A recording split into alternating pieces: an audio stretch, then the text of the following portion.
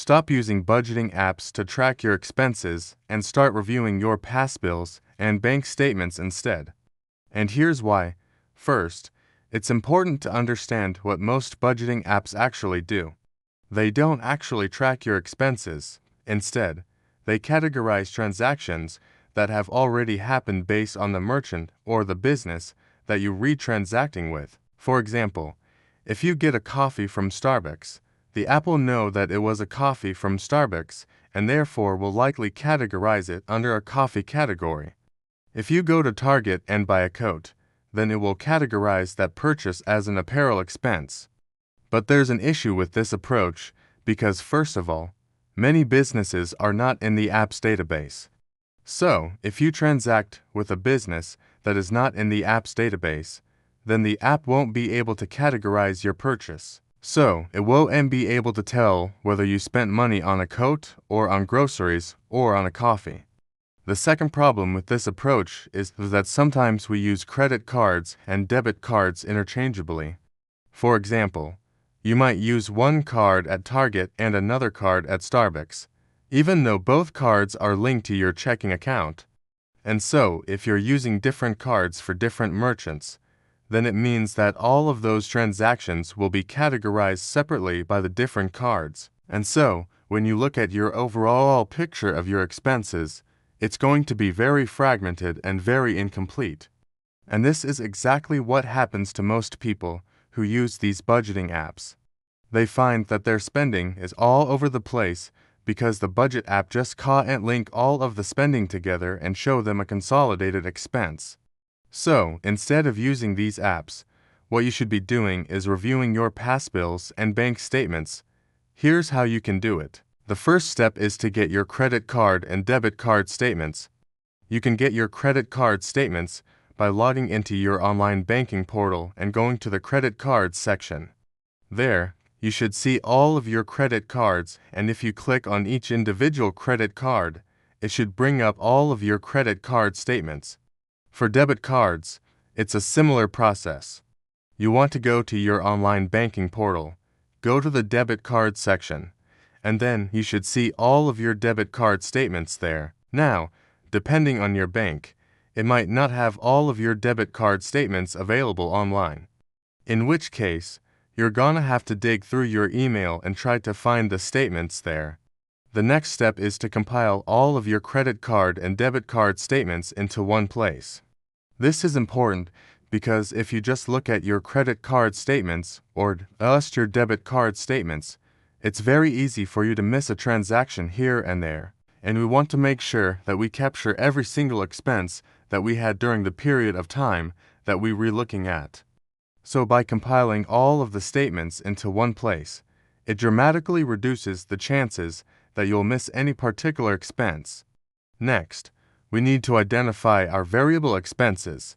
Variable expenses are expenses that change from month to month. Things like groceries, gas, and eating out would be considered variable expenses. We don't really care about fixed expenses like rent and utilities because those are usually pretty consistent from month to month. And so, we want to focus our efforts on cutting back on variable expenses rather than fixed expenses.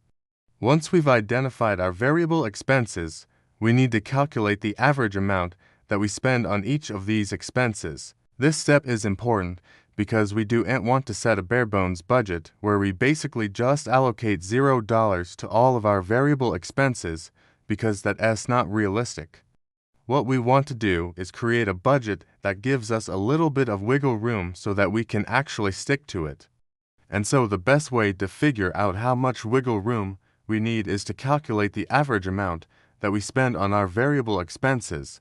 To do this, go through all of your credit card and debit card statements and add up all of your variable expenses. Then divide that total by the number of months that you are looking at, and that will give you the average amount that you spend on each of those categories. Now that we've calculated the average amount that we spend on each of our variable expenses, we can create a zero-based budget. A zero-based budget is a budgeting method where every dollar is accounted for, and so by creating a zero-based budget, we can ensure that we're reallocating enough money to our variable expenses so that we have enough wiggle room to actually stick to our budget. Here's how you can do this. First, list out all of your income sources. Next, list out all of your fixed expenses. Then list out your average variable expenses that we calculated earlier. After you've listed all of your expenses, add up all of your expenses. If that total is less than your income, then you have extra money that you can allocate to savings or to other expenses. However, if your expenses exceed your income, then you have to cut back on either your variable expenses or your fixed expenses until your expenses are less than or equal to your income. Now that we've created our zero-based budget, we can start tracking our expenses against it. And we want to track our expenses against our zero-based budget on a daily basis. Doing this on a daily basis is important because it allows us to catch mistakes early on. For example, if we see that we've spent more than we allocated for groceries, then we can cut back on other variable expenses so that we can stay within our budget. And this is a much easier process than trying to adjust everything at the end of the month. Now, once we've tracked our expenses against our zero-based budget for a few months, we want to evaluate our budget to see if we need to make any changes. Most likely, we're going to find that some of our variable expenses are lower than we expected, while other variable expenses are higher than we expected. For example, maybe we spent less on gas than we expected, but more on eating out than we expected. And so, if we find that some of our variable expenses are higher than we expected, then we can cut back on those expenses going forward. The final step is to automate as much of this process as possible, because otherwise, it's going to be very difficult to track your expenses against your zero-based budget on a daily basis. Luckily, there are tools that can help us automate this process. For example, you can use a spreadsheet to track your expenses against your zero-based budget. Or, if you prefer, you can also use a budgeting app to track your expenses. Just keep in mind that you're going to have to manually input all of your expenses into the spreadsheet or into the budgeting app. However, the benefit of using a spreadsheet or a budgeting app is that you can easily visualize your spending patterns.